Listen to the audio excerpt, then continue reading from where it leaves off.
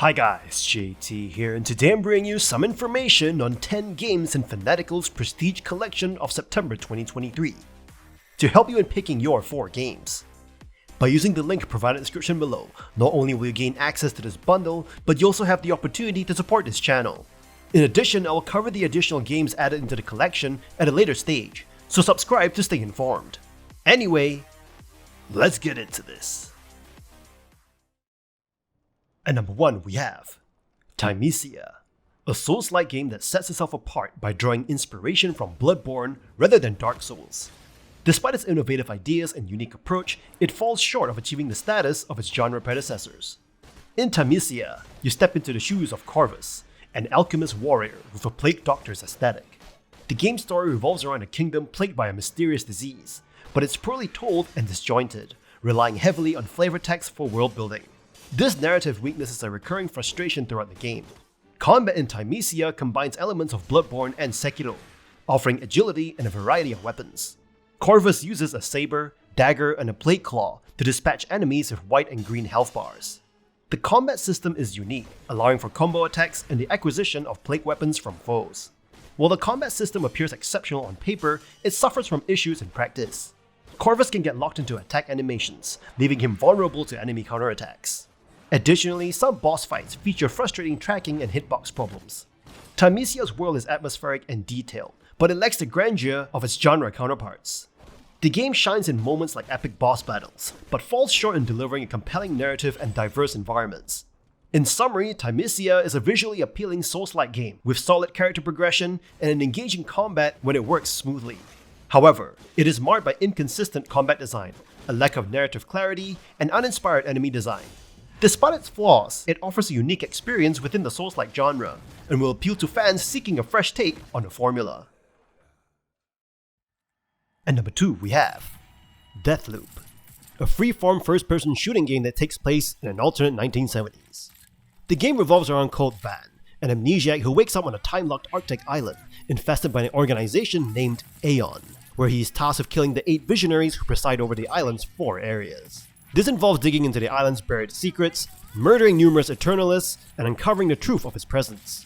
Juliana, the game's second playable character, invades other cults' worlds in a multiplayer mode, where she kills them for unlocks.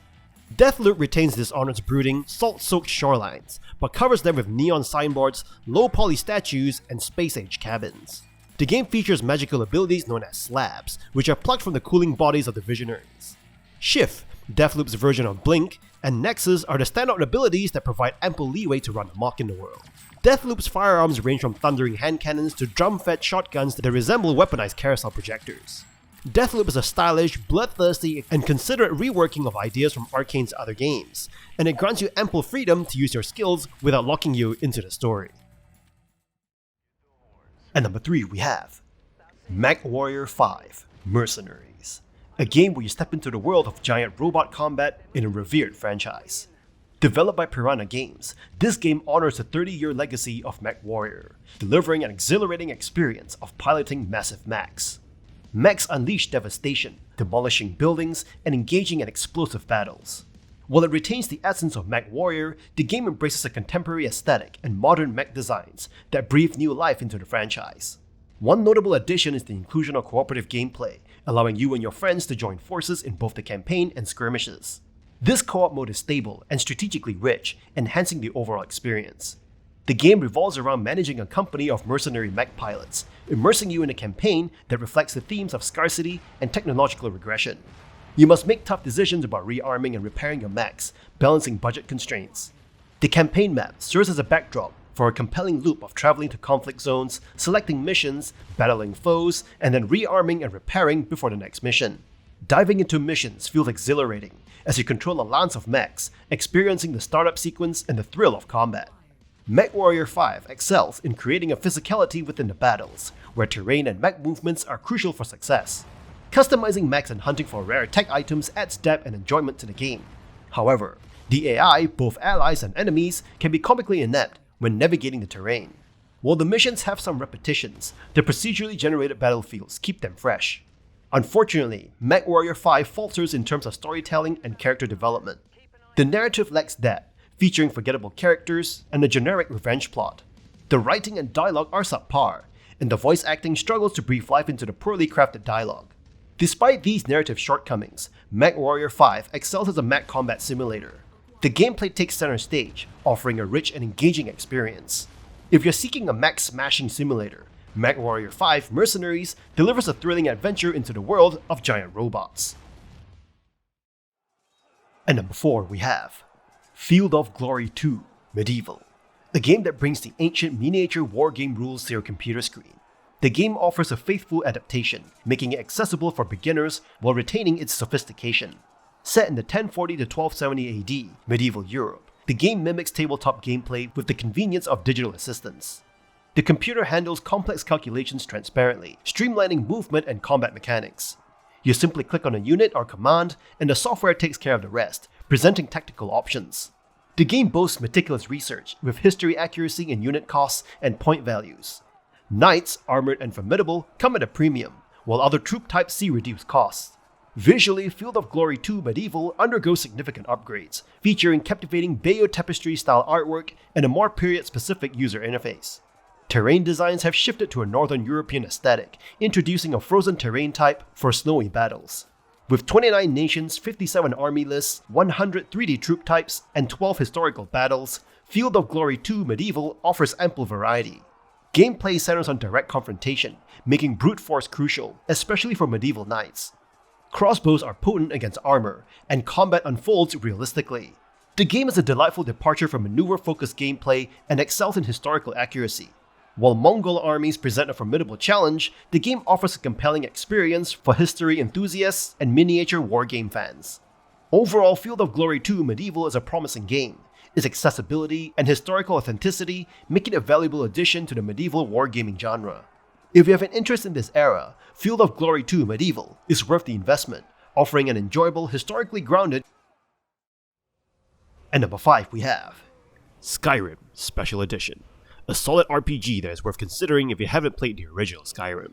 However, if you've already owned and modded the original game, there is not much new to offer in the Special Edition. The game offers hours of open world adventuring, including previously released DLC, and boasts improved stability and subtle graphics enhancements. The RPG development system are satisfying, and the immersive lore-heavy universe is captivating. On the downside, there is too much hand-holding, and the Special Edition doesn't bring anything new for PC players who already had access to mods. The move to 64-bit architecture limits mod accessibility, which was one of the main appeal for playing Skyrim on PC. Overall, Skyrim is still a great game, but buying the Special Edition may not be worth it unless you missed out on the original game or its DLC. Skyrim's Special Edition follows the adventures of the Dragonborn, a person with the power of a dragon, as they face the threat of the dragon, Alduin, and explore the vast realm of Skyrim. The game offers a wide range of activities, from slaying dragons and raiding dungeons to interacting with NPCs and joining guilds. The combat is straightforward but satisfying, and the character-building RPG mechanics allow for a variety of playstyles. The game includes dragon shouts, unique draconic spells that add an extra dimension to the gameplay. While the Special Edition improves visuals and fixes some technical issues, it lacks significant changes to gameplay or interface. Despite its flaws, Skyrim Special Edition is a worthwhile RPG experience for newcomers who haven't played the original game. And number 6 we have Strange Horticulture, an engrossing puzzle game that places you in the role of a plant shop owner who becomes a plant shop detective in a quaint Victorian town. Armed with a collection of unidentified plants, an aging botany book, and your wits, you embark on a journey to solve numerous mysteries, both big and small, with the world's fate in the balance. The game's primary gameplay revolves around helping customers who visit your shop with limited information about the plants they seek. Using the details provided, you must identify the correct plant from your collection and the entries in your botany book. The game's beautifully illustrated plants, detailed drawings, and elaborate descriptions make solving these mysteries a delightful experience. With nearly 80 plants to manage, each customer presents a unique challenge, requiring patience and close observation. The game also features a map, where you can explore various locations, unlocking new plants and events by deciphering clues received through letters, notes, or cryptic messages. While the map puzzles are less challenging than plant identification, they offer creative variety and satisfying rewards. Strange Horticulture stands out with its branching narrative, where your choices determine the course of the story, and the quality of the writing is on par with the detailed botany book descriptions. The game's meticulous attention to detail allows you to interact with various elements, such as arranging plants, labeling them, and even petting your cat. Replayability is a strong point, with multiple endings and different outcomes based on your choices. Despite the lack of voice acting, the text-based dialogue is skillfully written, adding depth to the characters and the overall narrative. In conclusion, Strange Horticulture offers a captivating blend of detective work, botanical exploration, and branching storytelling. Its meticulous attention to detail, challenging plant identification puzzles, and diverse narrative paths make it a highly engaging and rewarding experience for players who appreciate intricate mysteries in the world of plants. Whether you save or doom the world, you'll find yourself immersed in the role of a dedicated plant detective. And number 7 we have Middle-earth: Shadow of War Definitive Edition, an improved version of the Lord of the Rings themed game of the same name. This edition includes all paid DLC and free updates, with a significant change being the removal of microtransactions, addressing concerns raised over loot boxes in the gaming industry. In this RPG, you play as Talion, a ranger possessed by the elf wraith Celebrimbor, and embark on a journey with wraith powers and a new ring to acquire even more abilities. The game involves gaining XP, skill points, and better equipment while engaging in a nemesis system where orc captains you encounter remember your interactions with them, adding depth to the gameplay. The main campaign is set in Middle-earth and offers a unique addition to the lore. However, the gameplay can become repetitive as you spend much of your time fighting or dominating orcs and taking over fortresses across Mordor. While you can skip these segments to focus on the main story, doing so means missing out on a true ending. The Definitive Edition includes all paid DLC, including 2 campaigns, Blade of Galadriel and Desolation of Mordor. Blade of Galadriel offers gameplay similar to the main campaign, while Desolation of Mordor provides a different experience as Baranor, a regular human relying on upgrades from Númenórean artifacts. The game's story takes place between The Hobbit and The Lord of the Rings, and incorporates elements from the Silmarillion, catering to Tolkien enthusiasts. It offers various collectibles, missions, and challenges, including elven poetry for Ithilden doors. In conclusion, Middle-earth: Shadow of War Definitive Edition enhances the base game with additional content, making it a worthwhile experience for Tolkien fans. However, the gameplay's repetitive nature may become evident after multiple locations. The removal of microtransactions is a positive change, and the Nemesis system adds depth and complexity to the orc encounters, making it an engaging open-world RPG. And number 8 we have Death's Gambit Afterlife, a remarkable expansion of the original game, offering an intensely challenging yet rewarding gaming experience. As you venture through the dark and perilous world of Cyrodiil, you'll embody Soren, a soldier bound by a contract with death.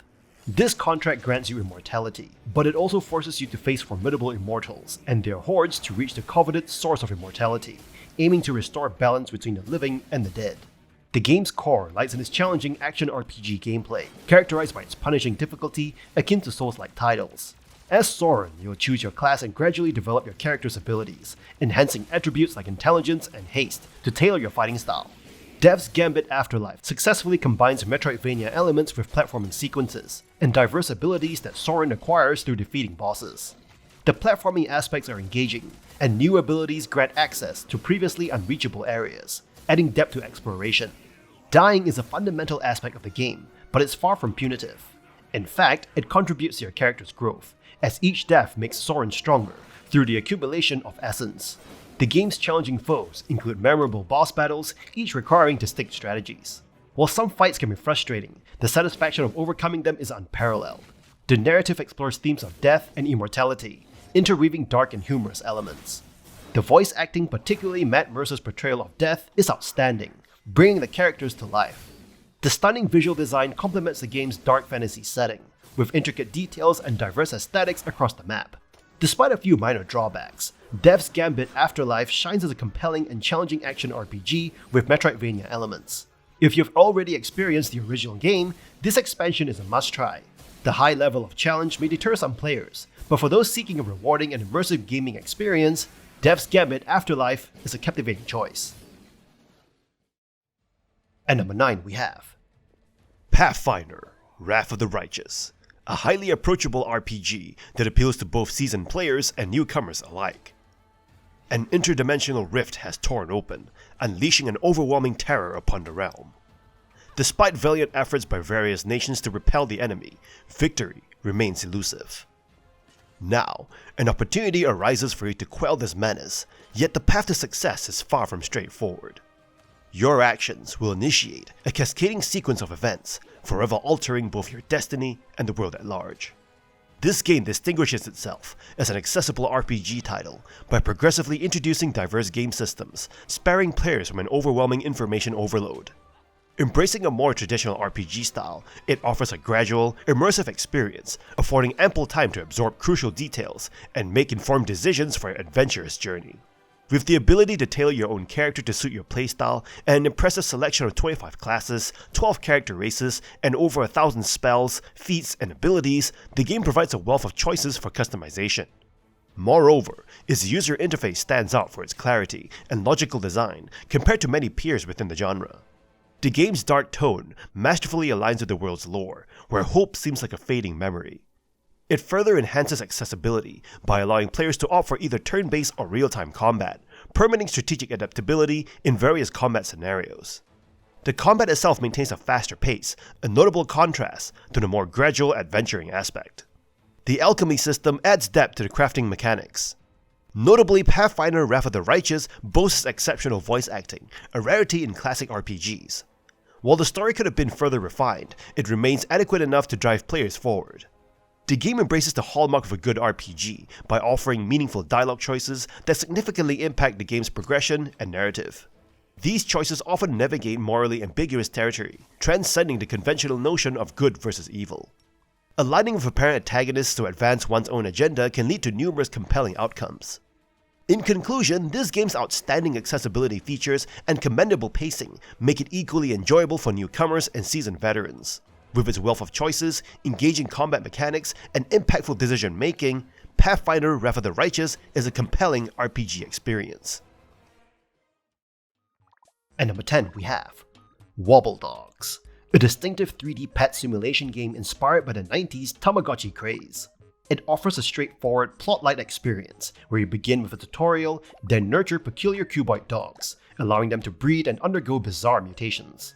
The game caters to all ages and aims to provide a casual, observation-based gaming experience. In Wobbledogs, you take on the role of a genetic experimenter, fostering these initially similar dogs that gradually transform as they consume various foods, affecting their gut flora and leading to peculiar mutations. These mutations can manifest as wings, additional heads, or elongated bodies, creating a fascinating array of outcomes. The core gameplay centers on mutation simulation through the gut flora mechanic, which influences traits during breeding. By strategically feeding the dogs specific foods rich in certain flora, you can guide the mutations according to your preferences. Dogs in the game have a short lifespan, lasting around 35 minutes on average, encouraging constant breeding to explore new genetic possibilities. While your primary task is observing and nurturing the Wobbledogs, there isn't much additional gameplay beyond attending to their basic needs or encouraging specific mutations. The game encourages discipline and rewards for behavior, allowing you to interact playfully with these quirky creatures.